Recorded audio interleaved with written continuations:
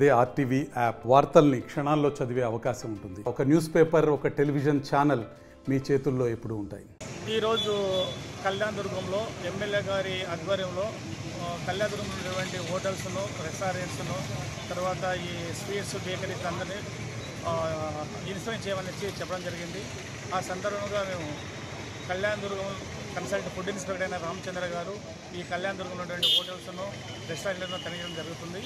ఇంకా ఈ రోజు వరకు 5 రెస్టారెంట్లు, హోటల్స్ తర్వాత తనిఖీ చేసినాము. ఈ తనిఖీ భాగంలో కొన్ని మిగిలి ఉన్నాయి. ఈ మిగిలిన కూడా రేపు కానీ ఎల్లుండి కానీ 2 రోజుల తర్వాత మళ్ళీ తనిఖీ చేస్తాము. ప్రతి ఒక్కరు కూడా లైసెన్స్ తీసుకొని రన్ చేయాలని వ్యాపారులు కానీ, ఈ హోటల్స్ కానీ, రెస్టారెంట్స్ కానీ లైసెన్స్ తీసుకున్న తర్వాత వ్యాపారం చేయాలి. అటువంటి లేని పక్షంలో వాటి మీద కంటెన్షన్ తీసుకుంటాము. బట్ ఇంకొకటి ముఖ్యంగా ఏం చెప్పడమంటే ఈ యొక్క హోటల్స్లో టేస్టింగ్ సాల్ట్, సింథటిక్ కలర్స్ ఎక్కువ వాడుతున్నారు. ఈ సింథటిక్ కలర్స్ కానీ, ఈ టేస్టింగ్ సాల్ట్ కానీ వాడకూడదని వాళ్ళకు నోటీసులు ఇవ్వడం జరుగుతుంది. ఈ హైజీనిక్ కండిషన్ బాగాలేనటువంటి హోటల్స్ కూడా కొన్ని ఉన్నాయి. హోటల్స్ అంత దరిద్రంగా ఉన్నాయి, లోపల లైటింగ్ లేదు, తర్వాత మొప్పుగా ఉన్నది. అలాంటి వాళ్ళకు కూడా మేము నోటీసులు ఇచ్చాము. ఆ నోటీసులలో 10 రోజుల వాళ్ళు రిక్వెస్ట్ చేసుకుంటే పర్వాలేదు. లేదంటే ఆఫ్టర్ 10 రోజుల తర్వాత మేము వచ్చేది ఇన్వెస్ట్ చేసిన తర్వాత వాళ్ళపైన ఫైన్ వేస్తాము. అది జరుగుతుంది ఈరోజు.